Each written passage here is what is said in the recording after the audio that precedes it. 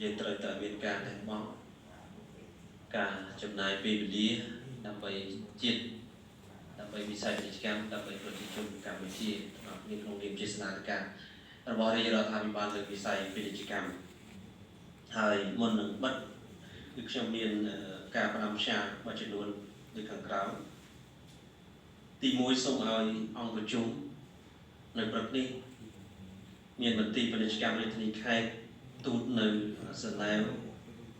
អនុព័ន្ធពាណិជ្ជកម្មនៅបន្តប្រទេសសាខាកងបរិធានីខេត្តតំណាងក្រសួងពាណិជ្ជកម្មប្រចាំតំបន់សេដ្ឋកិច្ចពិសេសសូមធ្វើការផ្សព្វផ្សាយទៅដល់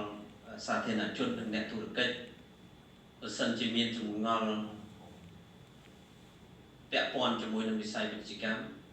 អាចសាកសួរមកកាន់ប្រព័ន្ធលេខទូរស័ព្ទសាធារណៈរបស់យើងដែលមានលេខ1266គឺថាហៅចូលនៅម៉ោងធ្វើការដោយមិនគិតថ្លៃ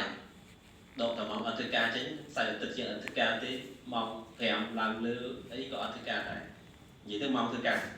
បាទអញ្ចឹងគឺគាត់អាចសាកសួរដោយសេរីហើយបានព័ត៌មានលម្អិតទៀតប៉ុន្តែមិន